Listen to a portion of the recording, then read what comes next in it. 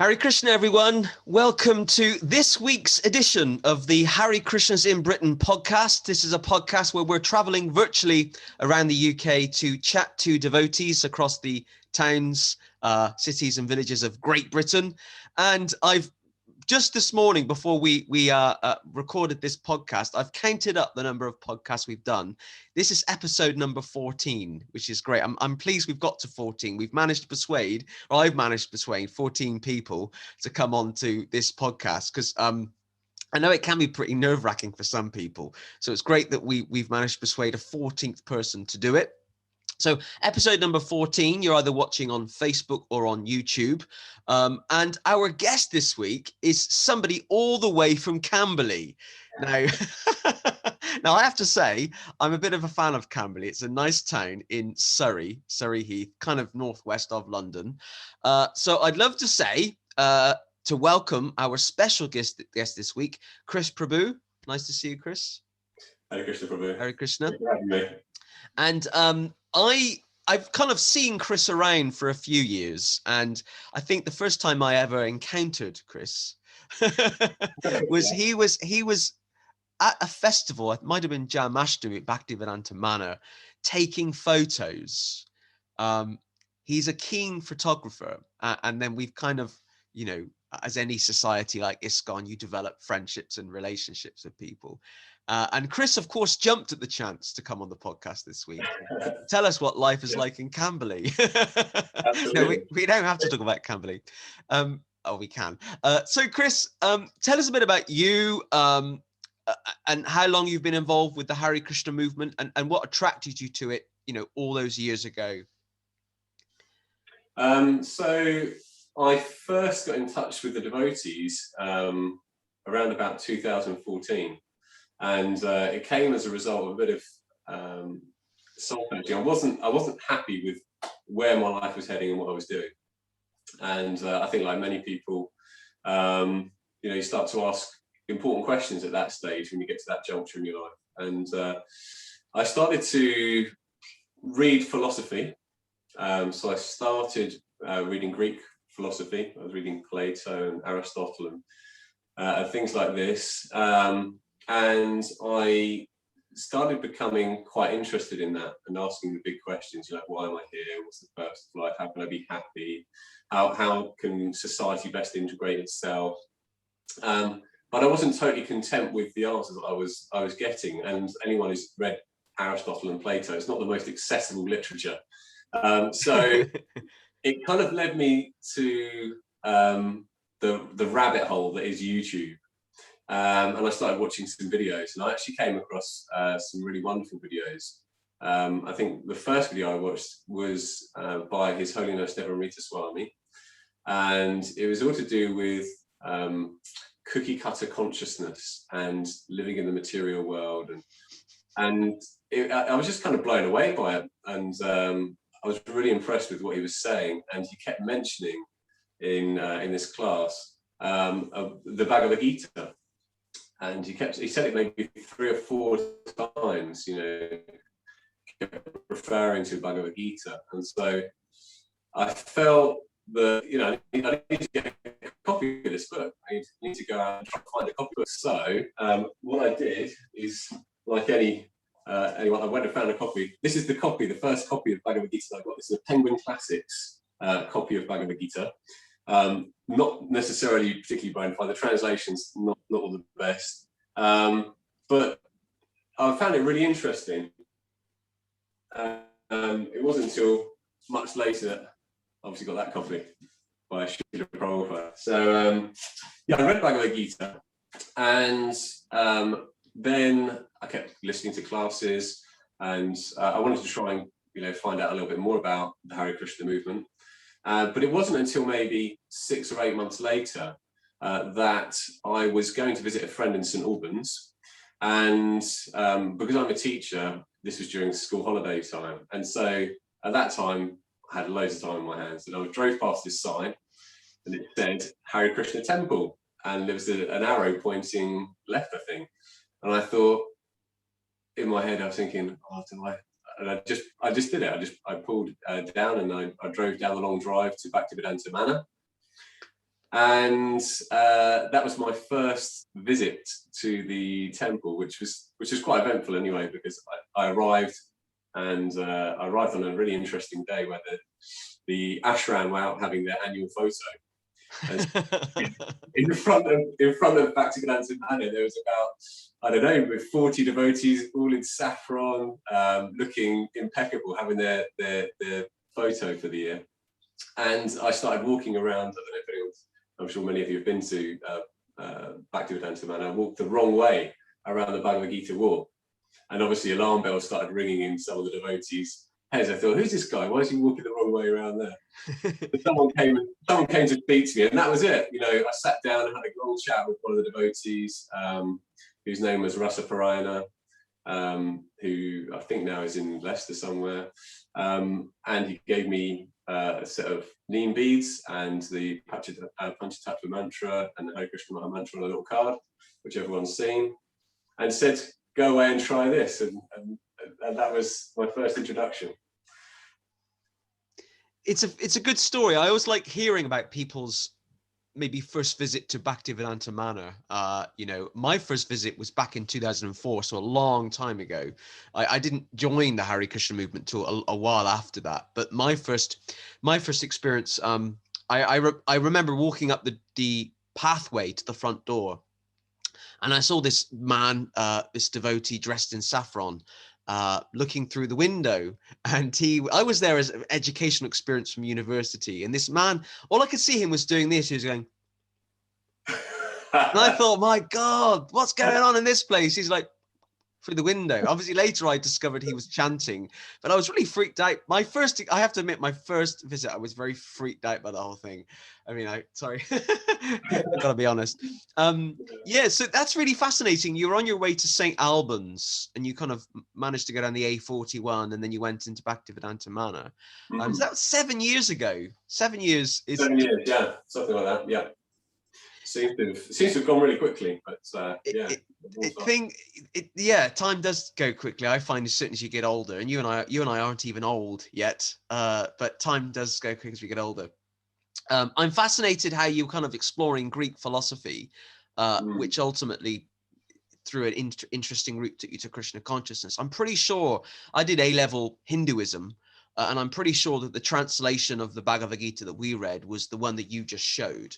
I might have it on my shelf here somewhere, but yeah, and it's definitely important that we managed to present people with Srila Prabhupada's translation of the Gita, because it's certainly spot on with the kind of monotheistic, theistic, you know, that Krishna is personal, Krishna is a person, that we can have a relationship with.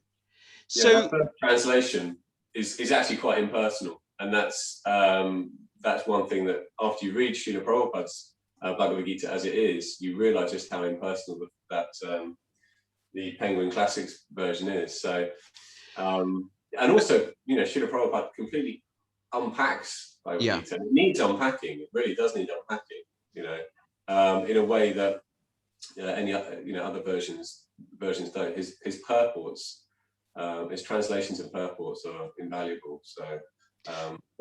So were you raised in any kind of religious family or have any kind of religious upbringing? Not particularly. What I would say is that I was baptized Church of England, and what my kind of religious experience, if you like, was going to a Roman Catholic boys' school.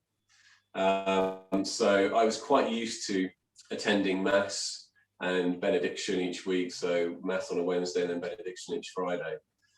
So I was familiar with being in and around a church setting, if you like, but probably at that age, I just wasn't, I wasn't switched on. I wasn't particularly interested. So this is between the ages of 11 and 18. I enjoyed singing. I enjoyed kind of like, I was part of the choir for at least 2 or 3 years. But then as I got into my, teenage years, like many people, I suppose, that kind of fell away, and I became less and less interested, and I became more interested in sport and various other things as well. which took me away from that completely. So yeah, I don't think I've ever really deeply thought about the existence of God or my relationship with God or anything like that. It was because I'd grown up with it in that school setting. It was almost just part of what we did, and I didn't question it in a way. So. Did you go, just out of interest, did you go to the Roman Catholic school because it was the closest nearby, or your parents are of Catholic heritage or faith? No. It was relatively close, but there were closer schools. But I think just the quality of the education, but also sport was a really big thing. My dad was very much into sport, and I was really interested in sport from a young age. And in terms of like facilities and the teams and all the rest of it, that was something that really separated it from your local state comprehensive. So I think that was one of the big draws. And that kind of, in one sense, leads us on nicely to a conversation about education. So I've known for some time, because I know you told me once before that you're a teacher, and I have to admit I don't know many devotees that are teachers. Certainly in kind of mainstream education, I know a lot of devotees that teach at Bhaktivedanta Manor primary school. At least I hope they're devotees. But so in terms of mainstream education, you're one of the few devotees I know it's a teacher. So tell me a bit about your kind of, how long have you been a teacher? What encouraged you to become a teacher, all those years ago? So I've been teaching since 2008, 2009. And I'm not going to say I fell into it by accident. I didn't. Nothing is by accident. But I went, after leaving university, I was a little bit disaffected. I wasn't sure quite what to do. I studied graphic design at university down in Southampton. But it was quite clear from my time at university that my heart wasn't in graphic design. Graphic design for me was quite commercial, and most of it was kind of putting together brochures and magazines and flyers, and it was very commercially orientated, and that just really wasn't me. So I actually spent a lot of my time when I was at university taking photos and drawing. So I kind of felt like I was on the wrong course, but maybe that's a different story. So I left university. I had a degree, but I didn't really know what to do with it. So I actually spent time. That's a story of most people's. Yeah. I've got this piece of paper, but what do I do? So I left there, and I wasn't sure what to do. And I actually spent some time working on a building site. So I was a labourer for about a year and a half, and I was a forklift driver at another place. And it wasn't really until I had one of those heart-to-heart conversations with my parents, particularly my mum. In her caring, doting manner, it was kind of like, right, what are you going to do? You can't keep working on a building site because we've sent you to university. And yes. I think, this conversation's been coming for a while. So I was always creative. I always wanted to do something that was creative. And she said, "Why don't you look into teaching?" And so I think with her nudge, that gave me the kind of impetus. And then when I actually got into the classroom, as scary as it was, I actually quite enjoyed it. I enjoyed being in front of a group of students and teaching. And I've not really looked back since then. It is enjoyable. It's hard work, and I teach at a state secondary school. No religious ethos in any way, shape, or form, and that obviously, as a devotee, throws up challenges for me. But it's a very interesting and varied day. Every day is different, So. What is your specialism? What do you teach? Oh, sorry, I teach art and design and photography. Okay, art and design and photography. Okay, I thought it might be something creative or something, maybe IT or something like that. And what, in terms of being a devotee in the workplace, I guess I'm not asking how does it work, but how do your colleagues react to you? You're a Hare Krishna devotee. Are you out about it? Oh yeah, no, very very much out about it. Yeah, Yeah, I think generally people are very, at the bare minimum, they're tolerant, which is what you would probably Well, expect. legally you have to be. It's against Yeah. the law to discriminate now, which is great. So you're allowed to practice any religious tradition you want, and it's, people can't discriminate against you, No. which is good. People are, quite inquisitive, and I've some quite nice conversations with colleagues. Probably pre-pandemic, I would bring in prasadam, so I'd maybe bring in, if I cook something, then I'd take that in and offer it to others there. We have, again, pre-pandemic, we've had a speaker, I've organised for a speaker to come in and do a talk to GCSE and A-level students. We've got a copy of the Bhagavad-Gita and a number of other books, I think Veda, are in the library, in the school library. So, yeah, I mean, I'm trying to do what I can, but obviously as a devotee, there's certain things that you want to do, but you can't do within the sort of setting. It's about striking that balance between my own personal interests and my professional duties. So yeah, I like to think I'm kind of treading the line reasonably well. But yeah, my students are inquisitive. Sir, why have you got a ponytail? It does generate some good conversations. I was thinking that your seeker must generate questions from people. Yeah. And people, wonder why you've got it. Yeah, of course. But again, it's an opportunity. You have to see these things maybe as an opportunity, as a talking point. And yeah, if it gives me an opportunity to talk about my faith and Krishna, then that's a good thing. I think it's great that devotees work in, I want to say, the real world, even though we know the real world is the spiritual world. I like the fact that devotees have regular jobs and are working in regular situations, because we need to be, and we should be, an outward-facing movement. Lord Chaitanya's movement is a street-based movement. It's great to do kirtan in the temples and go and take darshan, and I love all of that when we're allowed to do it. But we need to be an outward-facing spiritual movement where we we try and be as normal as possible, but also share a philosophy and share a practice that's attractive. I mean, you and I are attracted to it. Yeah. So we hope that other people from the same background as us, kind of Western heritage, will also be attracted. You and I have both, I don't know, certainly materially might have made sacrifices in terms of giving things up, in search for something that's for spiritual, satisfaction. So yeah, I find it very encouraging, and that's one of the reasons I invite you to be a guest on the podcast. You're a teacher. You're a Western convert to the movement, and you're a teacher in Camberley, of all places.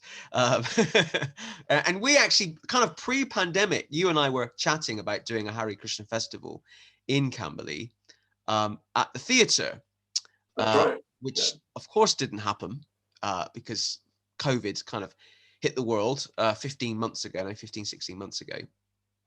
So I'm certainly hoping to come at some point with other devotees to do some kind of Hare Krishna festival in Camberley. Yeah, absolutely. It'd be exciting. Yeah, we're trying to get like a little sangha off the ground in Camberley, and yeah, I think we were having conversations, like you say, before the pandemic hit, and we'd had kind of like 2 monthly meetings, and we had kind of like 5 or 6 people attend at each one. So kind of the pandemic came at a really difficult time in terms of trying to establish that. So I'm looking forward to when things die down, hopefully the next month. Trying to get that back on the we've been hoping for ages. Yeah, I mean, obviously, I actually can't remember her name, and if I could, I wouldn't say it because we're broadcasting. But I was visiting a house in Camberley at the end of 2019, so I was doing some work on dementia awareness, and I went to visit this lady, elderly lady who didn't have dementia, but she was running a community organization that supported people with dementia. So I went to her house. That's when we were allowed to, and I saw these pictures of Radha Krishna on her mantelpiece or on her shelf, and I kind of looked and then looked away. And this was an English lady in her 70s, and then I looked closer, and it was it was the Radha Ishvara from the Soho Street Temple. So we had an hour and a half conversation about dementia. And I said to her, oh, these are wonderful pictures on the wall, and she said, oh yeah, they're my daughter's. She's very interested in Krishna, and she goes to the Hare Krishna temple in London. And she actually said the name, but I've forgotten, ironically, what this person's name was. And I was thinking, I wonder if Chris knows, because you and I I think we were in conversation at that point about something. I think you and I started chatting around the end of 2019 about a festival, which would have happened in 2020. And I was meant to say, hey, I've met this woman and she says her daughter likes Krishna. And I don't know, maybe after this conversation, when we're not broadcasting, I can give you more details. But maybe she's one of your 5. I don't know. Brilliant. Well, I don't know. If you can remember the name, then wonderful. I can tell you when we've stopped recording. I can tell you when we stop recording, or certainly I can find out for you. So yeah, in terms of the devotee community in Camberley, I mean, what's it like? It's quite new, I think. Yeah, very, very, very new, really. Yeah, we've been trying to get something going. There's a couple of us. Maybe I won't mention names, but there's a few of us who are trying to get something off the ground here. But like anything, it's always a juggle. I've just become a father. One of the other Matajis who's assisting as well. She's got 2 young children, so it's getting the time to do it. But we've got to try and make the time and try and make it happen, because that's the spirit of the movement, and that's what Srila Prabhupada has taught us. So we've got to get out there and put ourselves to the public. So, yeah. And because you've just become a father, you must be busier than ever at the moment, having a full-time job, being a father, attempting to live a spiritual life and chant minimum 16 rounds a day. And that. So congratulations on becoming a father recently. Obviously, it's very difficult to hide things on social media. So how old is your baby now? 2 months. 2 months. Yeah, 8 weeks on last Thursday. So yes, he's doing really well. And parenting. Yeah, we're enjoying it. Obviously, we're not naive. We know there's difficult times ahead. It has been a challenge, obviously, as a devotee. Our foundation is our sadhana, and that sadhana is generally built on routine, and particularly early morning routine. And so, trying to make that work with a very young child in the house has had its difficulties, but it kind of strengthens that commitment. I think if you've made that sort of firm mental resolve, that sankalpa that you're going to, you've made this commitment to do this, then there's no going back. So I'm very fortunate that my wife obviously is doing a lot of the she's doing all the night feeds, so that takes a lot of the pressure off of me. But yeah, he's up 2 or 3 times normally in the evening, throughout the night. So but just doing my best. But it's taught me some valuable lessons, I think, as a devotee. I won't go into too much detail, but the journey to becoming a father was quite a long journey. And it really just kind of reinforced to myself and my wife that actually so little of this, nothing really, is in the hands of the doctors, because we've been down that route and found that, it was out of their hands. It was out of their hands. Ultimately, they were really powerless in order to help us, having a child. And having a child really for us is the one of the best things that has come out of lockdown, if not the best thing, because it meant that I was at home a lot. My sadhana was very good, generally speaking, for me anyway. I was able to chant a lot more. I was reading a lot more. I was going a lot deeper. And then all of a sudden my wife turns around and says I'm pregnant. So is there some link between those two things? I would say yes, of course. And yeah, we're just very grateful that things have happened the way they have. It's a fantastic story. It's always good to hear when, the birth of a child, but particularly the birth of a child to a devotee is really, really encouraging. And yeah, I just I don't have children, so I don't know what it's like to have children. I'm an uncle. I have a nephew, but I can imagine it's not easy with having a young child, a full-time job, attempting to practice some kind of spiritual life as well.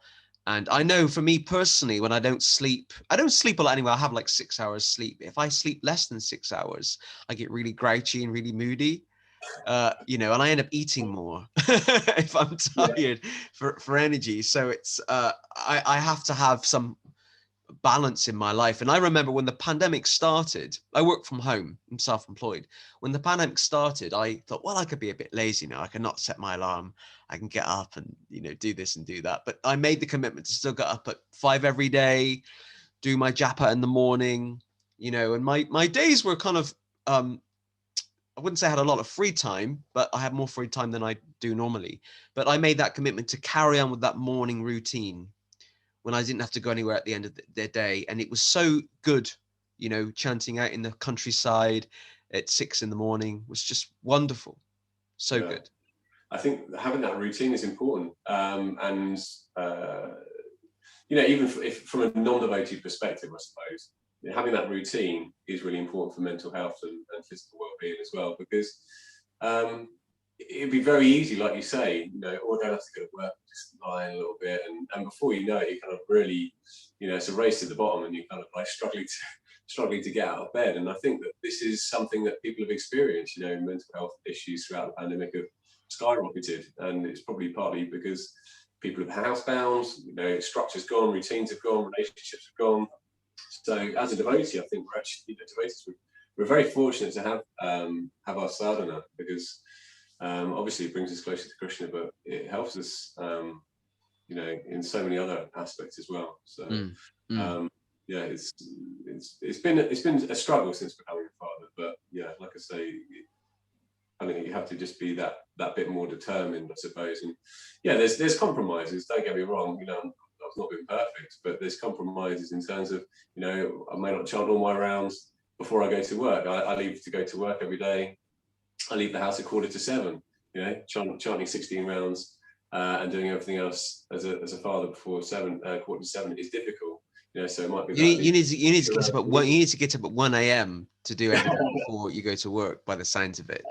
Some days I can do it, but not all the time.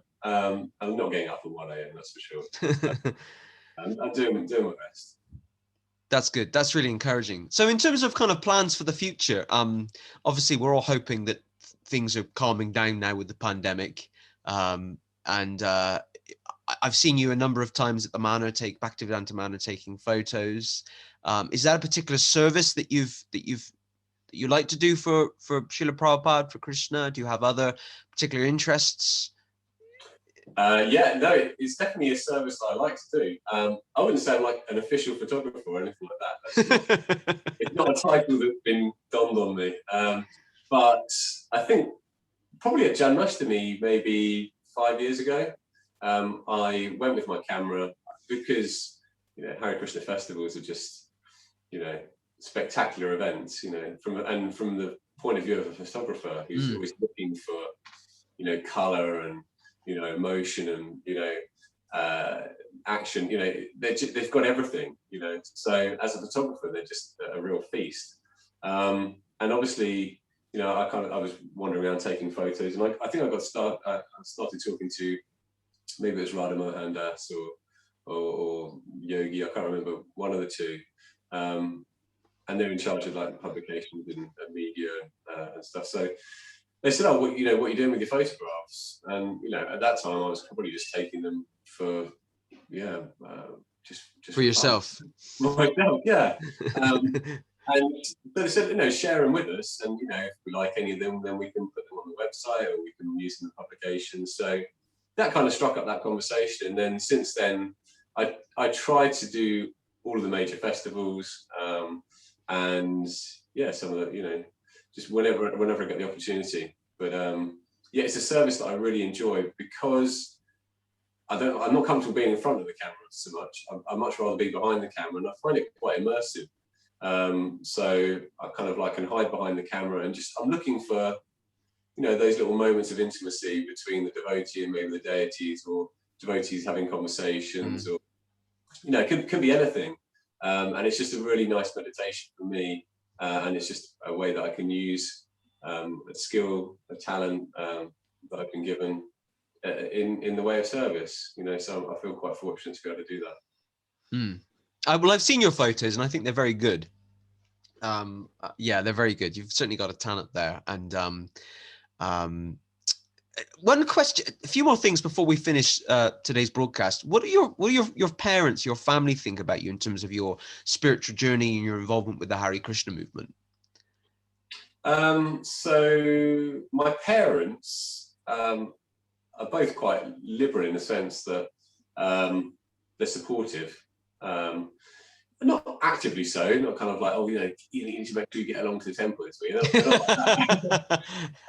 But they're just very encouraging. They always have been, and I think that comes from a deep love. They show that love readily, and they encourage all of us. I'm one of 4 boys, so they've always shown us or encouraged us to follow what we love and what we enjoy. And I think as parents, that's so important, that you may not always necessarily agree with what your child is doing, but they're encouraging me to make my own decisions in life and thoughts. But they gave me a good grounding in terms of they're very principled people. They've been married for a very long time, 40 odd years now, and so they gave me a wonderful upbringing, and a very encouraging in that sense. We talk about the fact that I'm a devotee, and they know that there's certain things that I won't do and can't do, and they've just come to accept it. And I think they've probably seen in me a change for the positive over the last 6 or 7 years. And I think that as a devotee, that's really one of the things that we can all do, is try to show Krishna and this movement in a positive light. And I think that if we can be that beacon, that this is how I've changed since coming to Krishna consciousness. This is how I've become maybe more generous, or more loving, or more caring, and these kinds of things, these qualities. Who would not want to embrace that? Who could see it as a bad thing? I think you'd have to be very narrow-minded, which my parents aren't. So they're very supportive. My friends, obviously, when you come into this way of life, and it's a way of life, the Krishna, becoming Krishna conscious.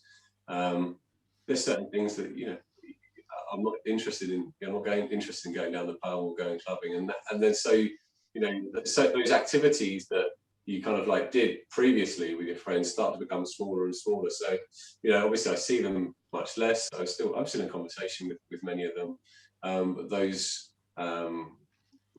opportunities to meet have become less and less. But we're all getting older now. Friends, family now, and children of their own, obviously. So we tend to meet up, and it's a case of going for a walk or something like that, rather than going to the pub. So that's happened naturally, not just because I've become a devotee, but my wife is very supportive. She's not what we would call a practicing devotee, but she's very encouraging herself. And I'm sitting here in a little, what we call the temple room in my home here in Camberley, and she comes and offers flowers to the deities of Gornitai, and every morning the first thing she do is come down and she'll say hello to the deities. And although she's not practicing strictly, there's some affection there and some sort of reciprocation. So little by little, that's all we can do, and just try and show Krishna a positive light.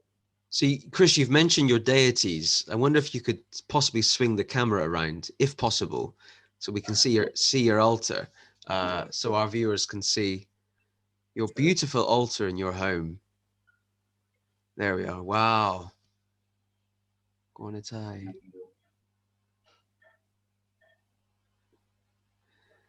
Hare Krishna. Thank you, Prabhu. Wonderful deities, wonderful altar, and it looks like a very nice, tranquil place in your home, there in Camberley. Yeah.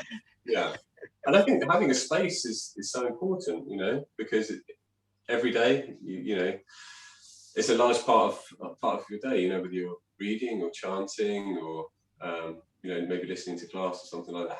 Having a space which is specifically for that is really important, so you can just kind of use it as a retreat, and you're not, you don't have any of that other household business going on is important. So I'm very fortunate to have that. I know that not everyone does, but I think because we do have that opportunity, then why not?